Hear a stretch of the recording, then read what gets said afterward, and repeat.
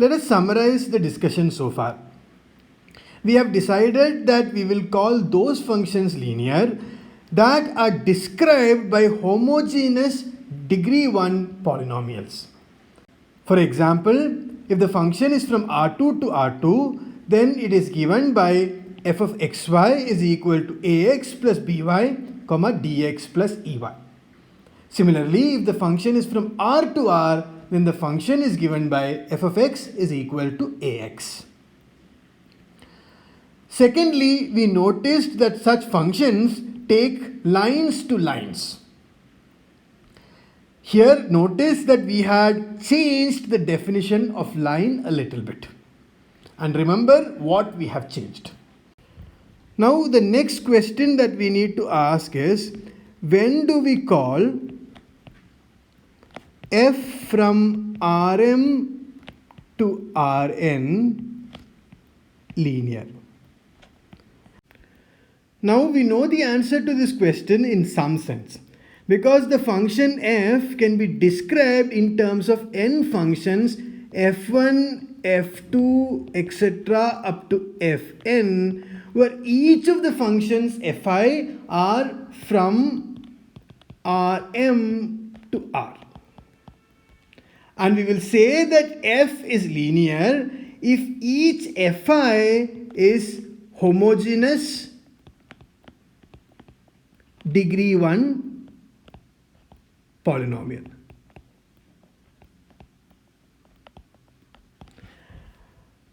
Even though this is in some sense good, it's still slightly unsatisfactory because it would be difficult to write it as the dimensions m and n gets bigger and bigger.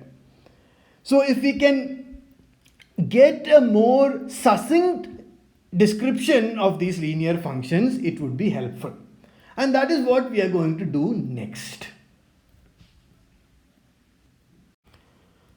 Consider a function f of xy is equal to ax plus by, dx plus ey. Now we can consider this function in two ways. We can consider this function as taking two real inputs and giving out two real outputs, and then this is how you should write it. On the other hand, if you are considering this a function R2, technically you are supposed to write it as f of x comma y. There should be an additional parenthesis. Although we are generally not very pedantic about this, and we will just write this as f of xy. So there is not much difference between the two. But in what I'm going to say next, it actually makes a difference, and that is why I stated this specifically. We will use this description or way of writing to explain two properties that functions of this form have. We will use this description or this way of writing to now state two properties of functions that have the form f of xy is equal to ax plus by, dx plus ey. First, notice that f of alpha x comma y is equal to f of alpha x comma alpha y, which is equal to a alpha x plus b alpha y plus d alpha x plus e alpha y, which can be written as alpha times ax plus by, dx plus ey. But ax plus by, dx plus ey is equal to f of xy. So we get f of alpha times xy is equal to alpha times f of xy. Similarly, f of x1 y1 plus x2 y2 is equal to f of x1 plus x2, y1 plus y2.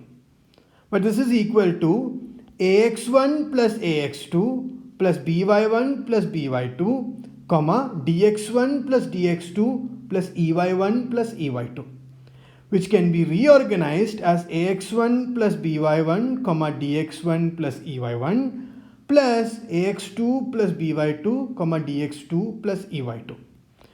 Now this is equal to f of x1, y1, and this is equal to f of x2, y2.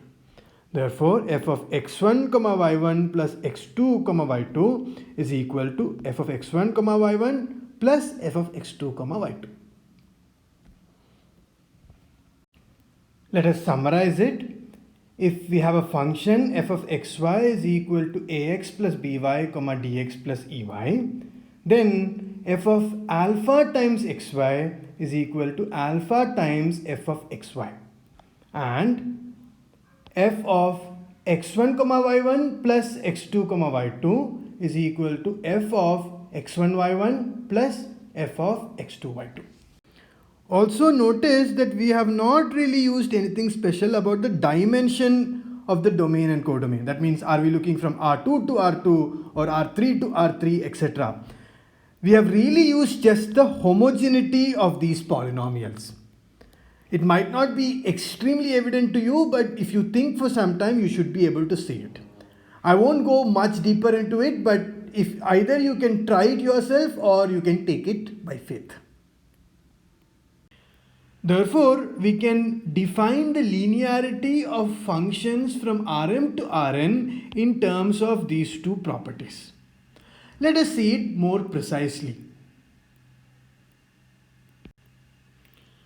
A function f from Rm to Rn is said to be linear if f of alpha times x1, x2, etc. up to xm is equal to alpha times f of x1, x2, etc. up to xm, and similarly f of x1, x2, etc. up to xm plus y1, y2, etc. up to ym is equal to f of x1, x2, etc. up to xm plus f of y1, y2, etc. up to ym. Now notice something interesting. As the function is from Rm to Rn, the scalar multiplication here is happening in Rm, but the scalar multiplication here is happening in Rn. Similarly, the addition here is happening in Rm, but the addition here is happening in Rn. So, even though we are using the same symbols for multiplication and addition, they are actually different operations, and this is something you have to keep in mind.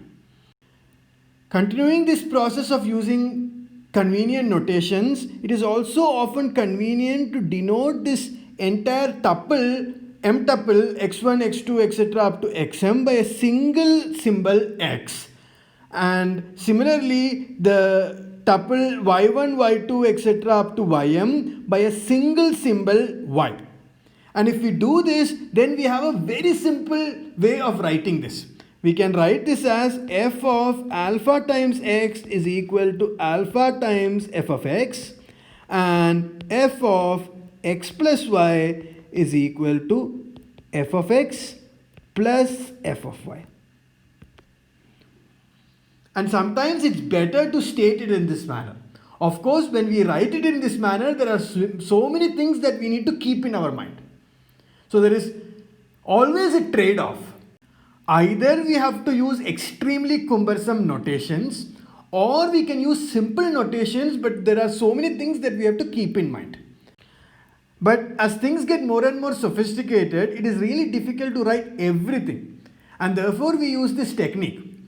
We use simpler notations or write it in shorter ways and assume that everybody with whom we are talking understand what it means.